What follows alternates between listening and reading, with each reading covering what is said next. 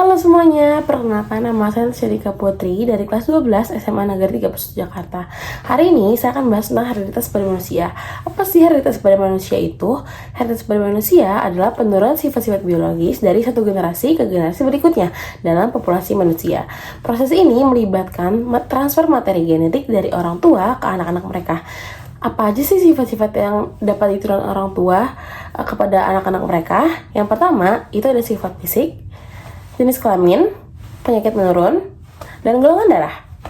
Mari kita bahas satu persatu. Nah, yang pertama itu ada sifat fisik. Sifat fisik ini paling kelihatan kalau di hereditas, yaitu seorang anak biasanya memiliki sifat fisik yang hampir mirip oleh orang tuanya.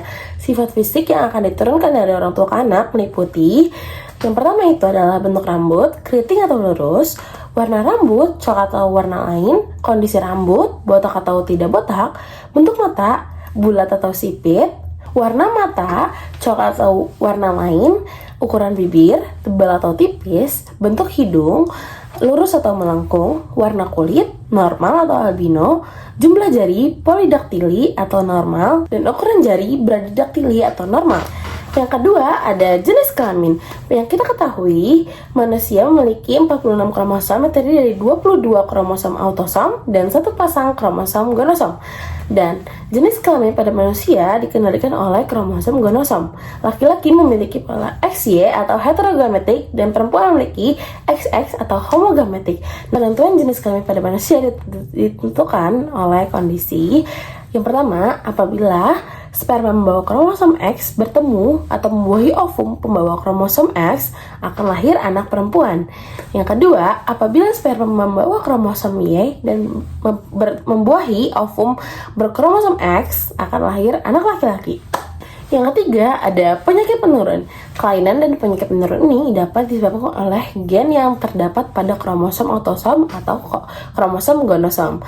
Kelainan yang disebabkan oleh gen rangkai kelamin adalah gen resesif dan gen dominan. Gen resesif adalah homozigot resesif B kecil, homozigot dominan normal atau B besar, heterozigot normal karier atau B besar, B kecil. Gen dominan homozigot yaitu B besar, heterozigot karier B besar, B kecil, dan homozigot resesif adalah normal B kecil. Sekarang adalah contoh penyakit dari yang kelainan terpaut kromosom gonosom, yaitu yang gen resesif adalah buta warna, hemofilia, anodontia, Webetus, dan Hirsig gravior. Nah, yang gen dominan adalah gigi coklat atau hipetrikosis. Nah, selain itu ada kelainan atau penyakit menurun dari melalui kromosom autosom, yaitu yang pertama ada albino, phenylketonuria, thalassemia, sicklemia, polidaktili, bradidaktili, anochia, buta kecap, katarak, dan botak. Yang keempat atau yang terakhir adalah golongan darah. Golongan darah manusia didasarkan adalah ada atau tidaknya agglutinogen atau antigen tertentu pada sel darah manusia. Golongan darah dapat dibagi menjadi 4, yaitu golongan darah A apabila dalam sel darah merah terkandung antigen A. Golongan darah B apabila dalam sel darah merah tergantung antigen B. Dan golongan darah AB adalah apabila pada sel darah merah terkandung antigen AB, dan golongan darah O apabila di dalam sel darah merah tidak terkandung antigen apapun. Jenis-jenis sistem golongan darah yaitu meliputi sistem ABO, sistem MN, dan sistem Rhesus. Mari kita bahas sistem berikut. Notip golongan darah dan menurut sistem ABO adalah IA golongan darah A homozigot, IAIO adalah golongan darah A heterozigot, IBIB golongan darah B homozigot, IBIO golongan darah B heterozigot, IAIB adalah golongan darah AB, dan IOIO adalah golongan darah O. Yang kedua adalah menurut sistem MN.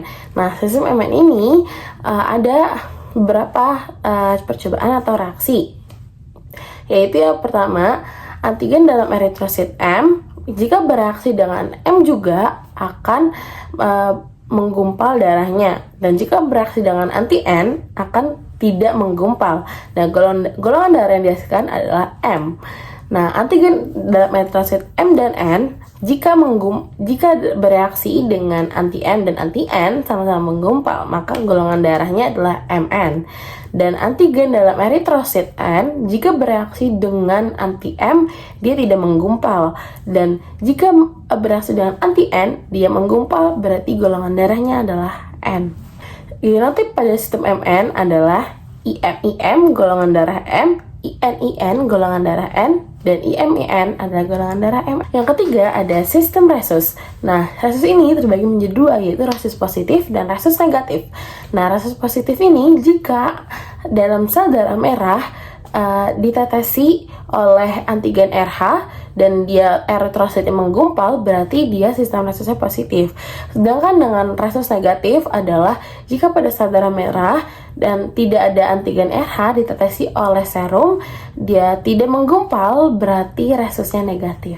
Genotip pada sistem resus adalah resus positif, yaitu IRH besar, IRH besar, dan R kecil H kecil, serta resus negatif IRH kecil dan IRH kecil.